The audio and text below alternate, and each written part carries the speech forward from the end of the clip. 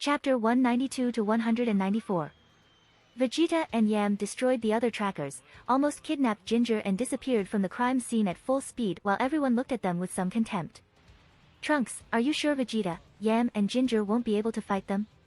Piccolo asked, who wanted to be sure from someone who had faced those two instead of Bulma's scientific assumptions.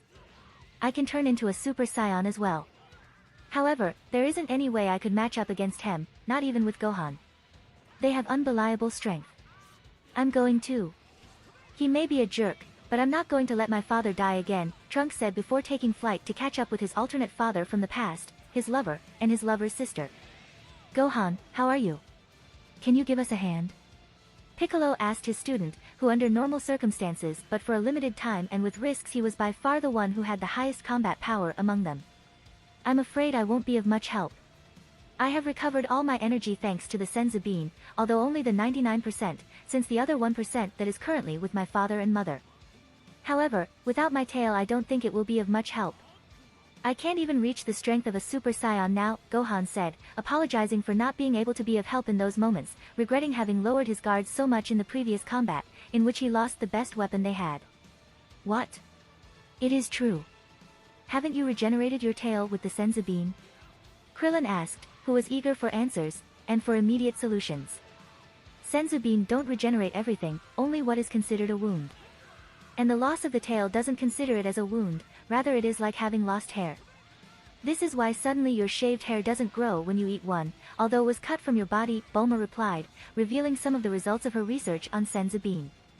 Let's talk about what's important again. Bulma, do you have any more trackers? Ten Shinhan asked, that although he would love to hear more about these fascinating details, he hadn't forgotten that they were in the middle of an emergency. Unfortunately, I have no more in stock. And those two beasts have destroyed the remote control that was stored in that container to destroy the androids in case you couldn't defeat them. I'll have to go back to the lab and make another 1-inch, said Bulma, lamenting that the bad kids in the yard broke her toys. What? Did you have something like that? Everyone shouted all at the same time, once again surprised by Bulma's foresight.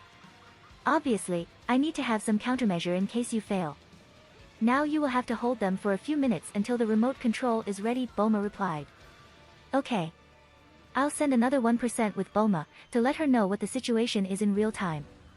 Then we will also go with my father, said Gohan, proposing a logic idea so that everyone could have accurate information in real time.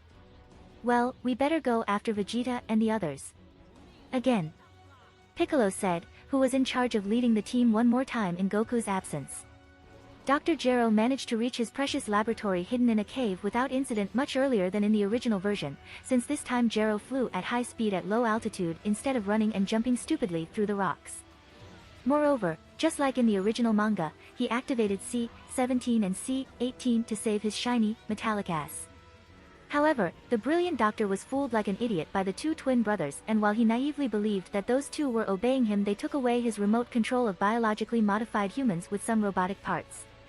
Obviously, after destroying that remote control, the two androids had nothing to fear anymore, so they stopped acting and started doing whatever they wanted, such as declaring that they wanted to reactivate C-16, something that Gero strongly disapproved of. But finally the Z-Warriors reached the door of Gero's laboratory. After unnecessarily rambling about what to do from now on. And since they were unable to open a fucking door despite the fact that they could destroy entire planets with ease. Out of the way, you jackasses. They decided to enter, destroying the door with an energy attack. Bomb. So for the first time our heroes and Vegeta could to see the terrifying sexy androids that Trunks hated and feared so much, but Krillin seemed to like them in a way, and for some strange reason they too. Those are the friends of Son Goku that I told you about. Don't take them lightly. C-17, C-18, take care of them immediately. However, the brothers were more interested in touching what they had been forbidden to touch, for example, freeing a new android that had seemed very dangerous due to what Gero was saying, for reasons that we still don't know. He only wanted to kill Goku and take care of little animals without disturbing anyone. The existence of such a powerful and dangerous new android terrified Trunks excessively, terrified many of them, the prudent ones like Krillin, Rashi, Ten, Gohan and Piccolo, made a few reflect, Yam why Ginger, and that excited a certain arrogant idiot upon see that he could demonstrate his Saiyan's superiority against more obstacles. And as for the androids, they had other things in mind, but above all, kill Gero. C-17. WIU. I'm the one who made you. A prophesied murder of a fucking scum that apparently caused a great impact on our protagonists. Seriously, Trunks already told you that they killed him, don't be so surprised, but more shocking was that they were about to release C-16. And obviously Trunks didn't want any more unknown androids, so he tried to destroy the lab with everything inside. Boom. However, he achieved nothing with that attack, only losing energy. C-17 and C-18 had managed to activate C-16, the quiet giant that we all love and respect, and they went in the direction of Goku's house, taking stupid detours to make the situation more fun.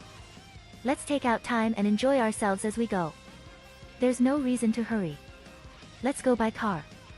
Before long an automobile should pass by. We'll go in that, proposed C-17, who at this point had as much or more ego than Vegeta, but without looking excessively arrogant. You boys sure do like this pointless stuff, said C-18, which said a quite sexist phrase, but since that phrase only left men in a bad place, no association of people obsessed with gender equality boycott the show. And the Z-Warriors, after stupidly rambling about what they should do and having Vegeta and Yem hit Trunks for insisting over and over again that they should wait for Goku to recover before going after the androids, being Vegeta who was leading that expedition.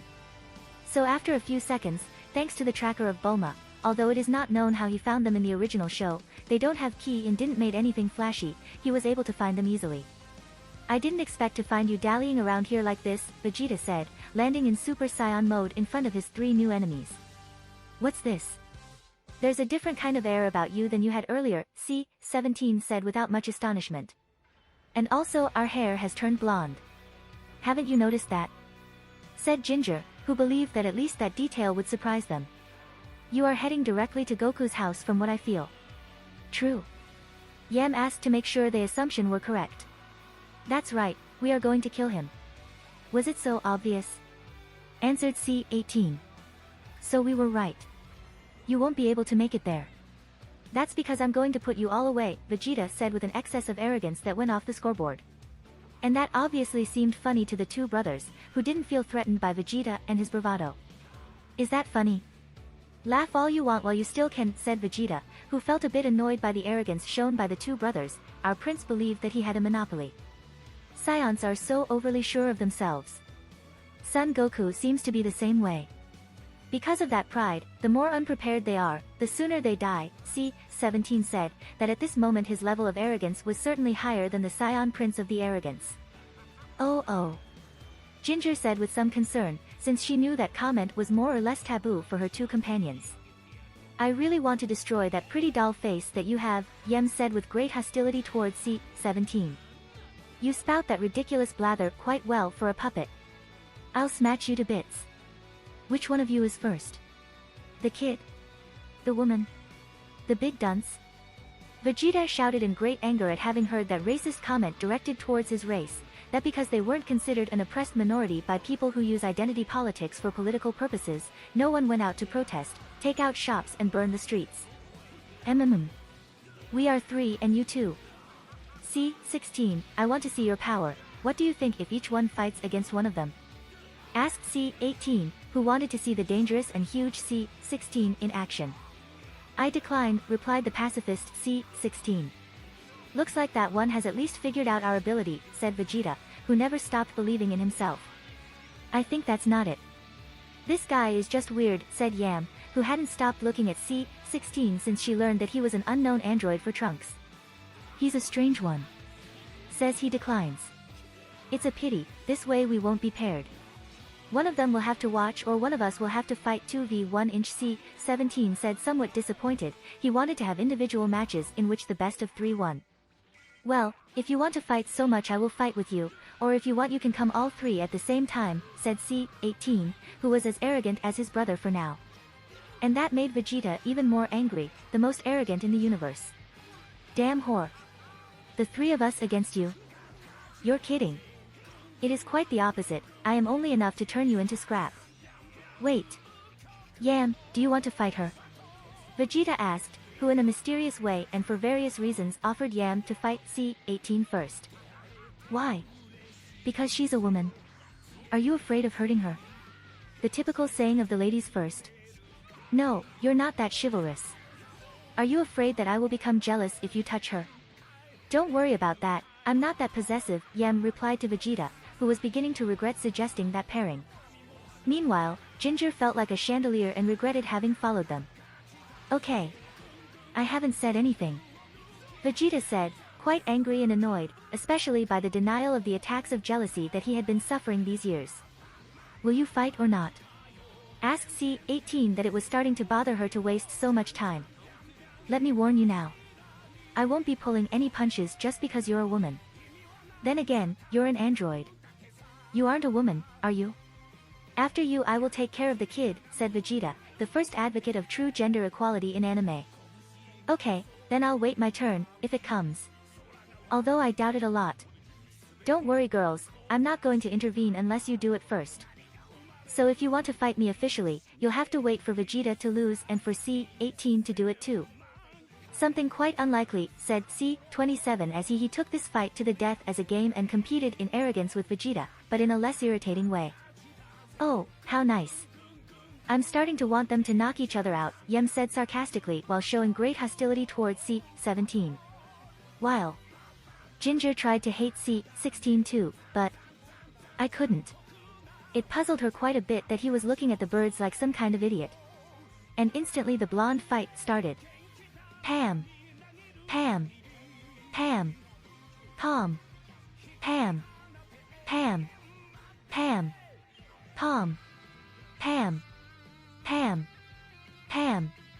Pom. Pam. Pam. Pam. Pom. Pam. Pam. Pam. Pom. Pam. Pam. Pam. Pom. Pam. Pam. Pam. Pom. With the typical pattern of frenzied Dragon Ball attacks in which both hit each other repetitively to save animation frames. Crash. Until at one point during that monotonous exchange of blows, Vegeta managed to dodge one of C-18's punches, grab her arm and throw her against some rocks, something that shouldn't hurt too much. She can take worse things than nuclear explosions. Collide with some rocks must be something trivial. Pom. Crash. Obviously all that noise scared the birds, who fled due to the noise, something that worried C-16, who followed them with his eyes. Really? Does that android like birds? Why would someone design him in that way? Gero robots have random personalities. Ginger wondered, who couldn't take her eyes off C-16 even though Vegeta was fighting. Surprising. He's got a much greater strength than in the information Dr. Gero provided us. Not too bad, C-17 said, seeing the great advantages of the Super Saiyan without knowing what the Super Saiyan is. There's no way I can tell if you wind up mannequins suffer damage or not. As such, I'll just have to blow you to pieces. Enough so that you'll never smile again, Vegeta said as he aimed at C-18, prepared to launch his Big Bang attack. What none of them expected, and didn't cared, is that at that moment a truck driver would arrive and complain that they were cutting off traffic. Obviously this was a setback that Yim tried to warn Vegeta, wait, you have to. But bomb. Vegeta didn't care, he shot C-18, destroying everything in his path, including the truck and the trucker. But who outraged this the most was Ginger, who had taken the strategy of peacefully living with humans more seriously than anyone. Vegeta. Have you gone crazy? You cannot. But Vegeta wasn't the least bit interested in someone lecturing him on things he didn't give a shit. Shut up, Ginger. And after shutting up his sister-in-law, he continued to brag in front of C-18, who had easily dodged that attack. You're veer fast. You haven't been giving me your all, have you? I haven't given it my all, either. You'd better give me your best while you can, or you'll regret it later. Well then, I will, C-18 replied, which instantly when saying that. He flew at high speed towards Vegeta and gave him a brutal headbutt on his large forehead, which made him bleed on first contact. Damn bitch. That was something he didn't like too much, so he flew at high speed towards her to punch her in the stomach. Bomb. However, he didn't reach her. Before that, C-18 had already hit him hard with a kick in the same area that he wanted to hit her. Something that almost made the arrogant prince lose consciousness. And then, bam. Bomb. With only one punch he was embedded in the wall, creating a tunnel in the shape of his silhouette. Without a doubt, that show of strength and skill surprised the two sisters. This woman. It is very strong. Vegeta is in trouble, Ginger thought, as she looked at her sister's concerned face. It seems that Trunks wasn't exaggerating, they are quite strong. So the other two are as strong as her. This can be problematic, Yem thought, who for a moment put her renewed scion superiority aside and began to analyze the situation without ideologies involved. It was then that Piccolo, Trunks, Gohan, Krillin, Rashi and Ten also arrived to see how Vegeta was being overcome. Let's go OU of here, Vegeta-san, Yem-san and Ginger-san. If you get killed your pride won't be worth crap, Trunks said upon arrival, insisting over and over on trying to make Vegeta reason correctly. Ginger, please listen to him, Rashi insisted with Trunks, who was beginning to understand that the Scions couldn't defeat those models of unlimited energy. If you want to run you're free to do so. We don't have any interest in that which flees, said C-18, that she didn't consider them a threat nor did she want to get her hands dirty fighting them. Don't be ridiculous. Why should I find it necessary to run when I'm about to biliterate you? Get this straight, if it come down to fighting alongside Earthlings, Namikians. Or Kakaroto, or Gohan, for that matter. I'd rather fight by myself and die. Vegeta replied, showing once again that he was delirious due to the self-image he had of himself and that he wanted to have of himself. Delusion that had been increased by the accumulated inferiority complex that he had for years towards Kakarot, Gohan, Piccolo and Broly. Very nice commentary. Hello guys. C-18 and your friend are fighting right now. I hope that like your other friends you respect the one-on-one duel format, otherwise I will be forced to interfere, said C-17, warning the newcomers about the rules that had been set by him. These guys are cowardly pacifists.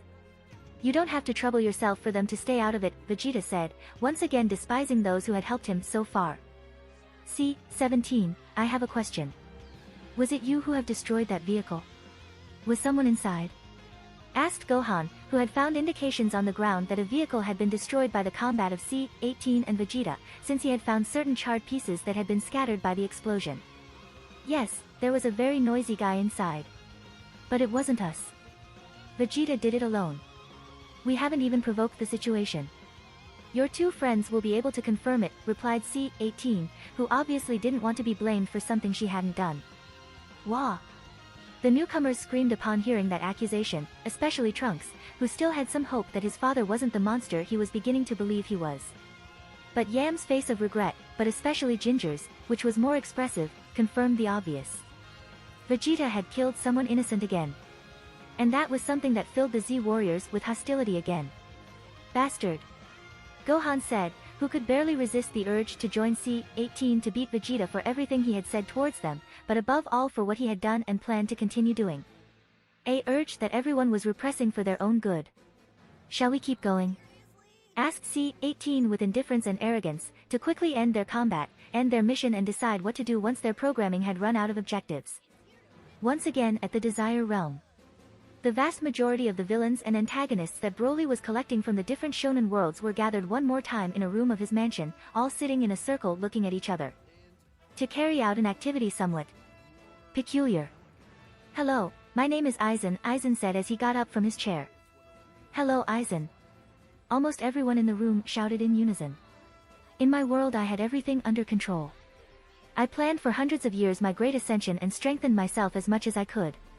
With this, I reached the top in Ryatsu, in Kido, and in all possible disciplines. I had the most annoying and powerful Shirkai of all with which I could deceive everyone's senses, so powerful I didn't even need to show my Bankai.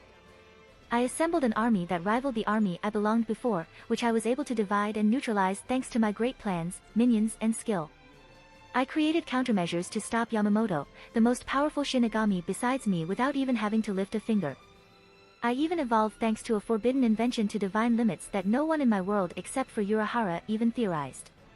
But nevertheless, when I had achieved everything, when my goal was right in front of me, a fucking 15-year-old boy, who until a few months ago did not even know what the Shinigami were, who barely had control over his abilities and transformations and who until a few hours ago could not even win against my subordinates alone.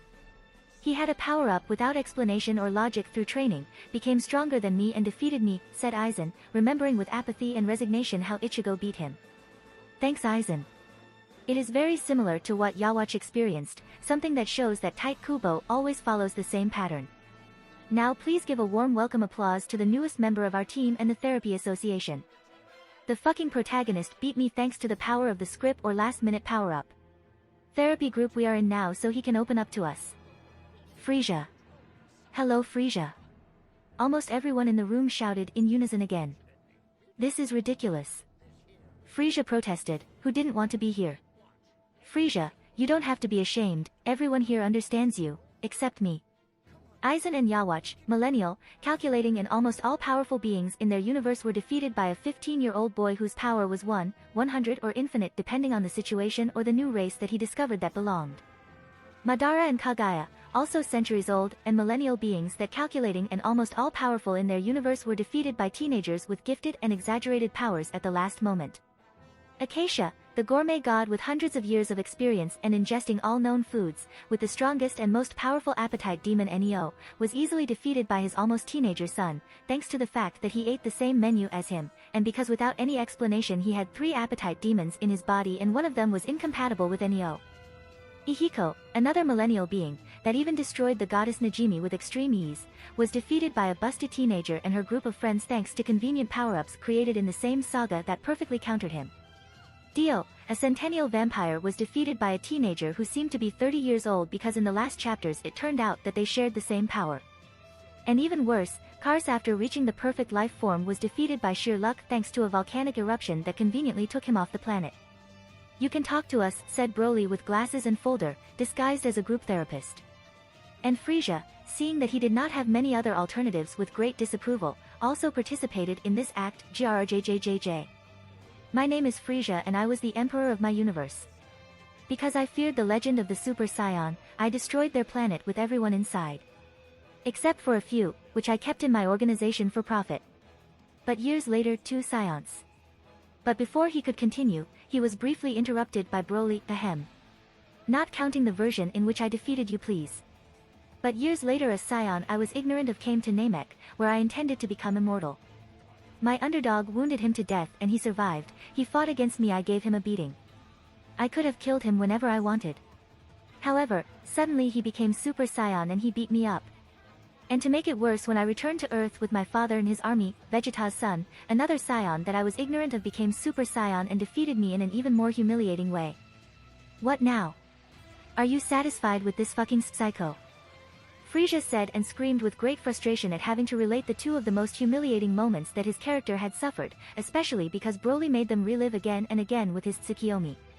He didn't want him to just remember the time he defeated him.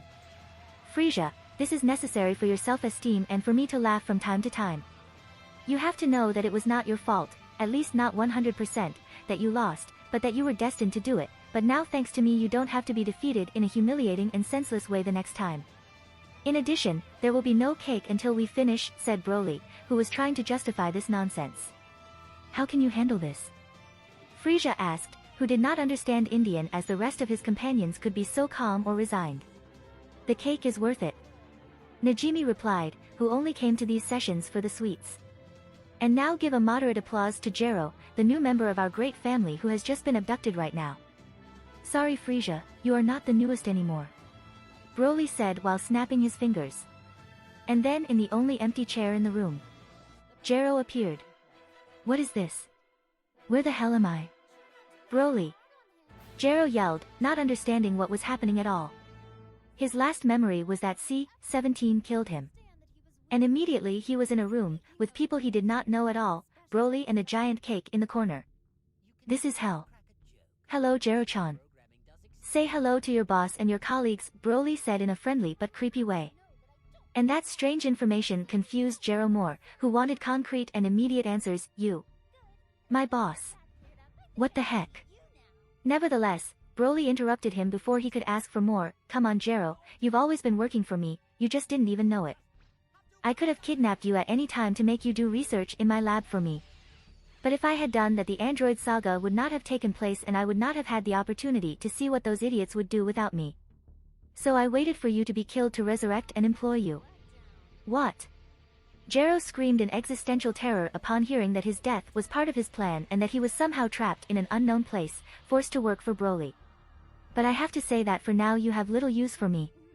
My plans for you were simple, to advance your human body modification technology to give infinite energy compatible with the other types of energy to all my subordinates. Since I need them to be ready for a certain day. But all that has already been achieved by my beautiful, intelligent, charming, and possibly angry by the time he sees me. Bulma. Sorry, you have been surpassed, Broly said, explaining that his position was no longer as important or necessary. What? Gero yelled in outrage. Was he telling him that Bulma, a girl under 30 years old, had surpassed him in his specialization? That was impossible. It was outrageous. Even more dignified and impossible than being resurrected and being forced to work for your enemy in an unknown place. Kars, this is your new intern, take him to the lab and make him produce, Broly said to one of the heads of the R&D department. Wait. What is happening here? I do not understand anything. No. Gero yelled as he was dragged down the hall by Kars. And once they left, Broly continued with his therapy. Okay, now it's Orochimaru's turn. The genius Sannin, who was defeated by the adolescent he tried to possess, who was later evangelized by him, became his personal assistant and sent his son manufactured in a laboratory to be his daughter's companion, Broly said while showing slides of the fall of Orochimaru as a relevant villain in Naruto. When you say it that way, you make me look like an idiot. Orochimaru replied, quite annoyed with Broly's description. But the most annoying was that everything he said was true. Yes, Kishimoto treated you very badly. Naruto's Orochimaru instilled fear and respect. Shippuden's was pathetic and disappointing. And Boruto's, well, who's hungry? Said Broly, as depressed as Orochimaru, while serving the cake. Shall we keep going? Asked C-18 with indifference and arrogance, to quickly end their combat, end their mission and decide what to do once their programming had run out of objectives. Of course we will. Vegeta replied, wanting to go up his pathetic result. That's my boy. Said C-18 sarcastically. My boy. Bitch. Yam thought as he suppressed his urge to strangle that cute robot, and maybe Vegeta too. And instantly the fight started again at high speed thanks to a tackle from C-18, who didn't even take a fighting pose to despise Vegeta even more. Plom. Throwing her against the rocks again, if it didn't work the last time I wouldn't insist with this strategy. Slash. Bram. And then Vegeta launched an energy attack towards the rocks where he threw his sexy enemy. Seriously, such an attack can destroy the planet easily, but it does or not depending on the context. Bomb. However, C-18 didn't appear to be injured, only her clothes had been destroyed and she had gotten a bit dirty from the dust, but her clothes didn't rip erotically like in Ikitouzan. This is an anime from the 90s. You're getting me irritate, pretending like nothing has happened, Vegeta said, still believing that he had a 100% chance of winning. You surprise me. Even being an alien I didn't think Nay Man Cowls push me this far. Is the man Son Goku even stronger? What about Broly? C-18 said as she took off her tattered clothing that prevented her from moving properly, non-erotically like in Kenichi. This is an anime from the 90s. Don't be absurd. He may have pulled ahead for a while, but now, as it should be, I'm stronger than he is. As for Broly, you'll never know. Vegeta replied, showing once again that this exaggerated superiority complex was derived from one of inferiority. You don't say. Then you're not all that great, either one of you, C-18 said, mocking Vegeta, who continued to ignore the reality like a socialist for the umpteenth time. Something that our arrogant prince didn't agree, what has that? And once again they stopped talking to beat each other monotonously. Yes, I criticized the Dragon Ball combat pattern. Pam. Pam. Pam. Pom. Pam. Pam. Pam. Pom. Pam. Pam. Pam. Pom. Pam. P.A. M. Pam. Pom. Pam. Pam. Pam. Pom. Pam. Pam. Pam. Pom. Pam. Pam. Pam. Pom. And as always, the rest of the cast watched the match, commenting how the match was developing. Well, it seems that Vegeta has already warmed up. Right, Yam? Said Ginger, wanting to bring some optimism to her sister, who seemed a bit worried, and angry, and jealous. However, Yam didn't answer, she only looked at the fight with a frown. Yes, he's actually holding his own against one of those terrible androids, said Trunk, that due to his paternal complex he tried to idealize his father in something, even if it was only in fights, since in everything else he was scum, at least for now he was. No, it's the opposite, Vegeta is going to lose from one moment to another. He is weaker than her and each time the difference is greater. Gohan said that due to having trained with Broly so many times he knew well when someone was pretending to lose and not. Gohan is right, said Rashi, who began to shed cold sweat as he understood the consequences. What? Yelled the others, who were sometimes idiots and other times not. It's just a little bit each time, but the android is starting to get the upper hand. His opponent hardly loses nay power, but for every move Vegeta makes, his stamina drops proportionately, Piccolo commented while everyone conveniently saw that Vegeta was being progressively beaten by C-18. Until... crash. C-18 broke his left arm with a simple side kick. And Vegeta for some reason writhed in pain despite the fact that in his fight against Goku he suffered from worse things and hadn't yelled or shown pain. Bomb. Og. Vegeta. Yelled Yam, which flew to his aid. Something that she had wanted to do for quite some time seeing that C-18 was taking the lead. And in the same way Trunks also flew towards his dad. Bomb. Og. Or that's what he tried, since before Trunks could transform into Super Saiyan was hit in the stomach by Gohan, preventing his suicide attack. Gohan. Trunks protested, who tried to breath again and recover while watching his mini-mentor, who knocked him out one more time for his own good. Nobody move from here. Think with your head. Gohan said not only to Trunks, but also to all his friends, who were behind him. On the other hand, Yam had charged at C-18 to punch him in his beautiful face. Palm. However C-18 noticed thanks to the shout, if you want to attack by surprise, don't scream, and punched Yam's fist with her own fist. Magician. What the hell are these androids made of, Yam thought as she tried not to complain about the pain she felt in her pained fist. So much so that she believed for a moment that her fist was going to break. And at that moment C-17 kept his word, so he flew towards Yam to punish her meddling in this battle. Not so fast. Yelled Ginger, who tried to cut off C-17 so her sister could focus on C-18. But nevertheless. Plomp. Plaff. In less than 7 seconds of the fight, the two fell to the ground. The two alien sisters were no match for the android twins. Can't be, they've beaten Yam and Ginger so easily. They are both Super Saiyan. Thought Krillin, who couldn't help but tremble upon see the great discrepancy in power that existed between them and at the same time with himself. Ginger. Yelled Rashi, who like Trunks also had the urge to help an irresponsible Saiyan. Sorry. Clash. And in the same way as with Trunks, Gohan forcibly stopped him, this time with a blow to the neck that knocked him unconscious. Gohan. What are you doing? Yelled Piccolo, who no longer knew what was happening with Gohan. This was a totally unusual behavior for him, precisely he would be the first to offer to help. Even though the one who was in trouble was Vegeta. Stop. C-18 has been playing with Vegeta all this time. It's like Trunks said, they're too strong. Don't put yourself in danger, none of us have anything to do with them right now. And there is still that guy. Don't move, especially you Trunks, Gohan said as he made sure none of his teammates did another stupid thing, and watched as the androids beat up the three riders. And in the same way, but without knowing exactly why the others followed his advice. Palm. Crash. Ayahawk. Oh. Ouch. Palm. Crash. Ayahawk. Oh. Ouch. Meanwhile Vegeta, Ginger and Yam stood up again and again to fight Lapis and Lazuli, their real names, regardless of the injuries, regardless of fatigue, regardless of the disadvantage to which they were subjected. Their pride was practically the only thing that moved them. Plash. Plosh. Although that only led them to feel more pain and humiliation. Especially Vegeta, who was being tortured by C-18 quite enthusiastically. Looks like I'd better make sure you can't use your other arm either, C-18 said as he stepped on Vegeta's arm that wasn't broken. Yet.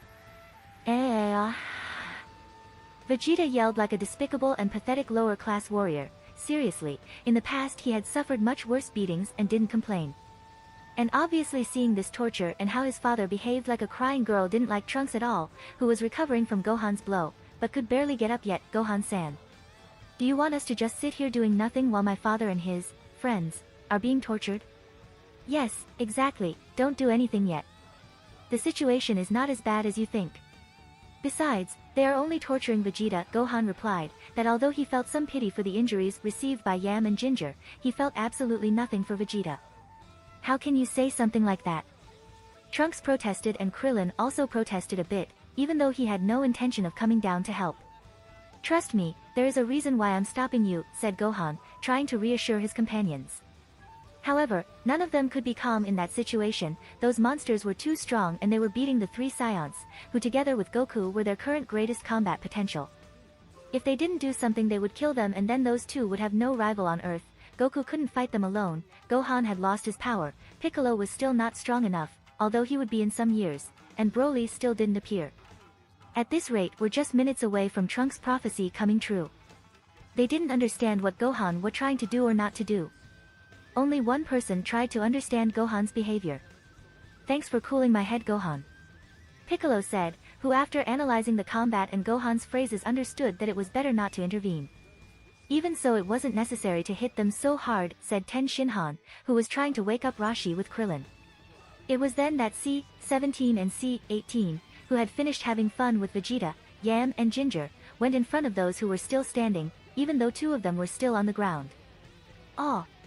Now they're going to beat us up, Gohan. Krillin yelled in fear as he and Ten Shiman backed away. Oh no! Trunks tried to shout, who made efforts to get up from the ground so as not to be even more defenseless against the androids that destroyed his life. Don't worry, Krillin, Trunks. They've only been knocked out, said Gohan, who stepped in front of them to make sure no one did another stupid try. What? Aren't they dead? Trunks thought, since due to his trauma he believed those androids had taken the lives of the three genocides. How did you know they had no intention of killing them? Can you read minds like your teacher? No wait, they are robots, he can't read their minds. Or maybe yes. Krillin thought, as he looked at Gohan with some surprise and admiration. Oh, finally someone smart. So much as to recognize that you are no match for us. Although it wasn't necessary to knock them out, we would have done it anyway. We are only interested in Goku. Hurry and feed them those senzu watsits. They should recover completely, C-17 said while turning his back to the group, since it was clear that they didn't want to fight and that they weren't a threat to them either. Tell them that if they manage to toughen up any, we're willing to take them on again. Especially that arrogant prince. Bye. C-18 said that after fixing her hair for the umpteenth time that day she went with her brother towards C-16. Are they really going to just let us go? Ten Shinhan asked rhetorically, who couldn't believe how lucky he was, at the same time that he felt deeply insulted, embarrassed and useless in this situation. It's just as I thought. They're playing with us, Gohan thought as he watched his 2 or maybe 3 enemies leave. However, both Gohan and the others were surprised by the conversation and attitude that those 3 were having. The big man seemed to be a very calm and kind animalist, and the other 2 wanted to get a car and new clothes. They were speaking quite harmoniously, they didn't resemble the villains they had encountered so far, much less the monsters Trunks had described them. This is very strange, Gohan and Piccolo thought when trying to analyze the personalities of those supposed monsters. And by now they weren't the only one who realized that. Gohan, don't hit me, I don't want to fight. Wait. Krillin said as he covered his head preventively and advanced towards the androids. Gohan exclaimed somewhat offended. Now everyone believed that he was someone violent. What is he trying to do? Trunks said as he supported the weight of his body on his sword to get up. What is it you guys are after? Are you just out to kill Goku? Or are you just out to turn the world upside down? Krillin asked the 3 androids of unlimited energy before they left. For now, we're going to defeat Son Goku. We'll think about what to do next after we're done, C-17 replied, that loved to have a lot of prominence. But why? Why go after Goku? You guys killed Dr. Gero, when he was the one who hated him. Krillin asked again.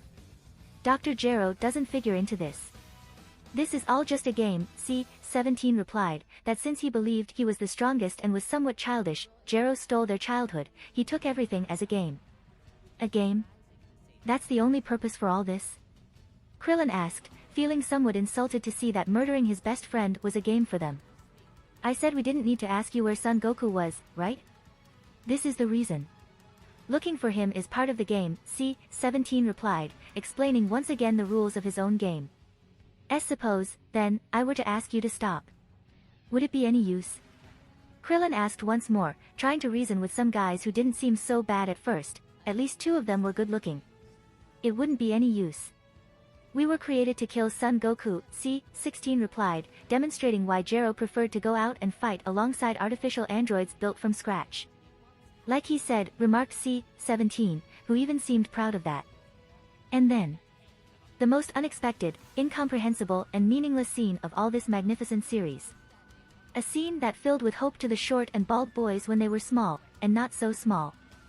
Whack! The kiss on the cheek of the beautiful and powerful C-18 to the dwarf, bald, ugly and weak Krillin. "See ya," she said to everyone, but especially to Krillin as the 3 of them took flight. And after a few seconds in which, due to that last scene, almost everyone forgot that today they had been about to die and that those guys could kill them. Okay. I didn't expect that at all. Gohan said, as Piccolo, Ten Shinhan and even Trunks nodded. "You are very lucky, Krillin," said Mutant Rashi, which was coincidentally the first thing he saw and said when he regained consciousness. "Gohan, can you explain clearly? Why did you do that?" Piccolo asked now that they had recovered from the initial shock. Piccolo had a hunch about Gohan's motives, but preferred to hear it straight from his mouth. "Okay, but before that. Are you okay? Especially your Trunks, I had to make sure you didn't do something irresponsible," Gohan said, trying to apologize and worrying about the harsh measures he was forced to commit to ensure everyone's safety. "Yes, I'm fine, don't worry," said Trunks, who was more or less already recovered from the elbow in his belly and head. "Okay, now we will have to cure them before explaining. So I can tell you all at once," Gohan said as he divided once more to feed a senzu bean to the 2 unconscious sisters, which recovered from their injuries quickly. However, her mental wounds not. "Damn. That was..."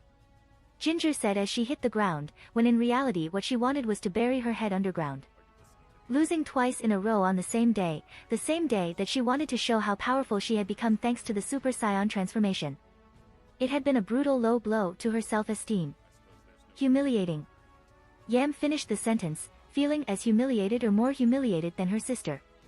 At least Ginger wasn't so loud and arrogant in front of everyone. However, some test tubes kids had beaten her. She hated herself. "Gohan, aren't you going to give Vegeta one?" Trunks asked, seeing that Gohan hadn't bothered to give a senzu bean to his alternate father from the past. Rather, it was as if he had ignored him on purpose, as if he hated to look at him. "I don't know why I should, didn't he say that he would rather die than receive our help?"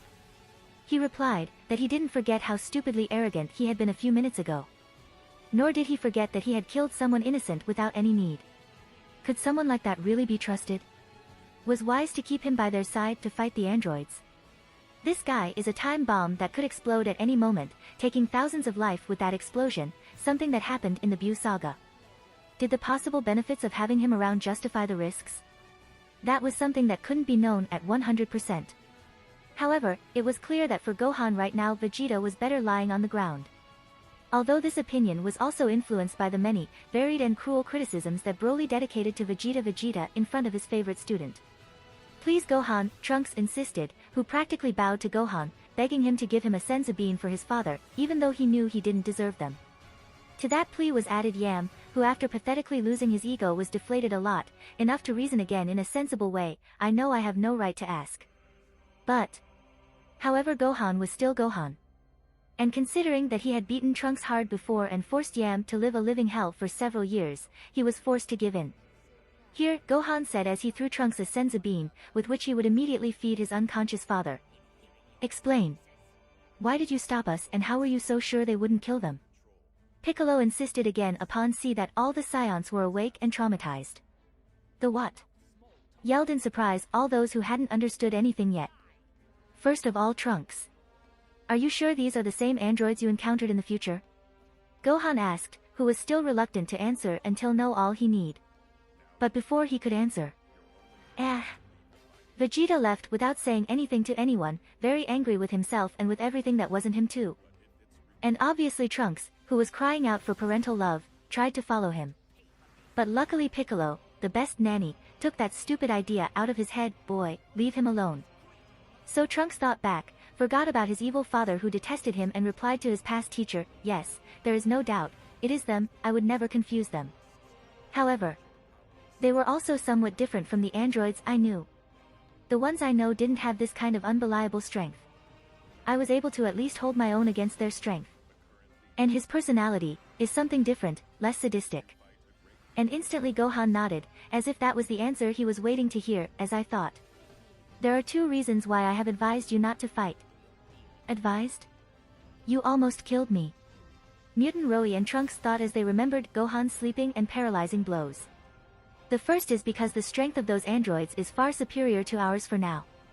According to what Bulma has been telling me along the way, due to Broly's interference, those 2 androids were training for a long time to defeat that enemy of unknown capabilities, and because of that they became stronger, much stronger than us. Winning was impossible, Gohan said, remarking what was evident in view of the fact that they easily defeated the 3 Scions, the most powerful for now. I see. Broly again, everyone said at the same time with obvious discontent. But despite the not very happy faces that surrounded him, Gohan continued with his explanation. The second reason is because those modified humans didn't have any kind of killing intent. They just wanted to knock you out and make Vegeta suffer for being. Well. Vegeta. How do you know with such certainty? Asked Mutant Rashi, who wanted to know if that hit on the was never worth it or not. You all know about my Kien technique. Be a good boy. Truth. Gohan asked his friends if they remembered it, although he would prefer that no one remembers, although he didn't want to explain it either. Yes, how can I forget, Yam replied, who reopened old wounds that she believed were already closed. Gohan knew that at least one of them would never forget it, so with some shame after remembering his ability, he explained the reason for his super intuition. One of the secondary skills derived from this ability that I have acquired during these years is to understand the evil intentions of others. Perhaps it has been Broly's interference that has created a strange butterfly effect that has made them kinder. Or if by not being able to fulfill the objective of killing my father, his personality was completely upset, becoming psychopaths due to their programming. But it is clear that they are different. Then why didn't you let us fight if they didn't mean to kill us? Trunks asked for obvious reasons. They may not want to kill us, but the difference in power is very great. What if by mistake you were hit with more force than you can bear? You could have died by accident in a stupid way. Also, even though we have enough senzu bean, we cannot waste them uselessly, Gohan said, because he was worried that another unforeseen event could happen on this day full of unforeseen circumstances and accidents. I see, said Ginger, who no longer felt so offended by the fact that one of her fellow sparring for the last 3 years didn't help her. And that big guy is also very strong. He's dangerous. Krillin asked, who like Ginger couldn't help but look at the silent giant who was being surrounded by birds. It's what surprises me. I haven't been able to detect any evil intention. Maybe it's because my ability doesn't work on him because he wasn't built from scratch without biological matter. Or maybe, he's a pure being. Gohan replied, that like the rest found hard to believe that a mad genocide scientist had created by mistake a such android. You're kidding, right, Gohan? Didn't you hear what Gero said about him? Said Trunks, who was unable to believe that good androids could exist. That is not at all important now. Gohan, the priority is to carry your father to a safe place. Those guys are going after him, Piccolo said, proving once again that his villainous days in which he only wanted to kill Goku were history. And we'll also need that remote control that destroys androids from Bulma. That way we will only need to press a button and... Broly's barbecue, said Mutant Rashi, who felt he was too old for all this shit. He wanted to end the nightmare of the androids as soon as possible, resurrect Yamcha and return to his life full of tranquility on his tax-free island. Don't even think about it. Ginger and Yam yelled energetically in unison upon hearing that proposal, so much so that they transformed into Super Saiyan due to how much that solution angered them. What? Didn't you come to your senses even after that beating? Trunks and all the humans yelled at the same time, except Krillin, who looked at his friends without knowing very well what to say or if he should say something right now about that matter. His brain and his penis weren't coordinated, so he was unable to agree with himself and give his opinion. Do you want us not to take revenge after what happened? No way. Ginger yelled as she faced Mutant Rashi, who was cowardly backing away. If those guys don't become scrap through kicks, punches, and energy attacks, they won't become scrap. Do you understand? Yam yelled, also wanting revenge. You haven't learned anything. Those guys have the power to turn this world into hell. And you can't beat them, they are too strong, Trunks said, with his classic anti-android speech. I don't care about the world. We will get stronger with more training. Yam yelled in a very irrational way, like almost all crazy and violent women in anime, and not anime. And what happens if those guys kill you?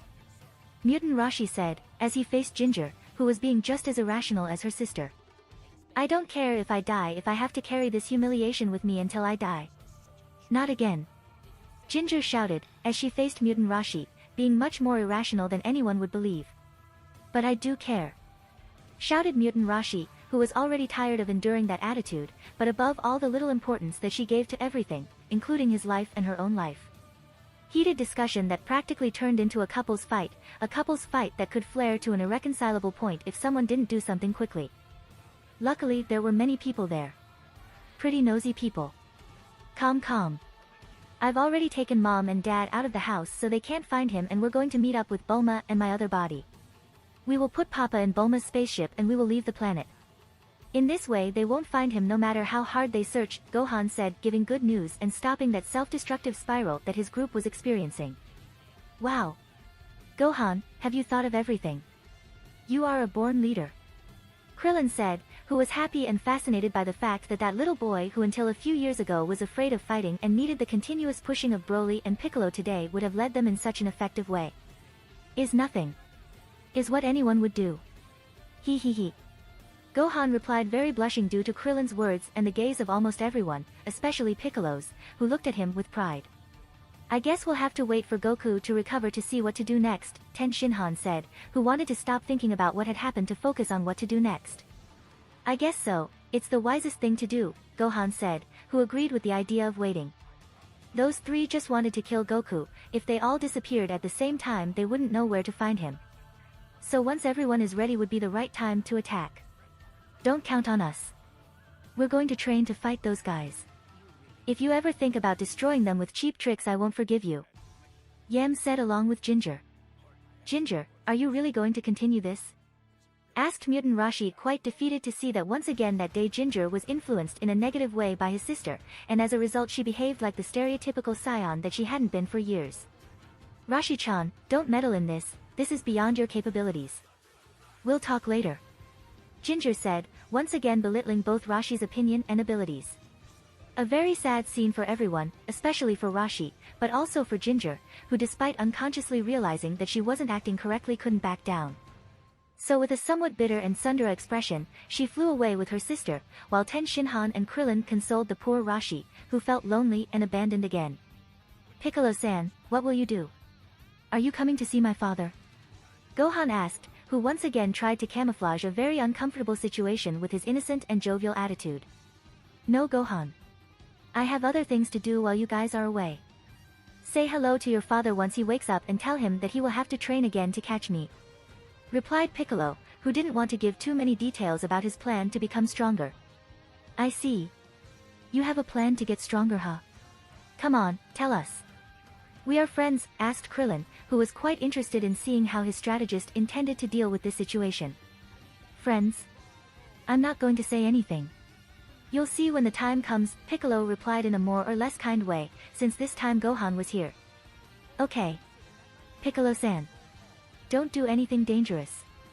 In the event that you need our help, increase your ki level a lot. We will not be very far from Earth, so we can feel if you need us, Gohan answered, who despite not knowing what Piccolo intended to do. He only knew that in these moments his substitute teacher wanted to be alone. I will do so. Take care of yourself, take care of your father and train a lot, Piccolo said as he said goodbye to everyone and took the flight to a distant place. And after a few seconds after Piccolo left, Gohan told all the characters that have a 100% terrestrial origin to create a cliffhanger. Okay, only we are left. Follow me. I have something to propose to you.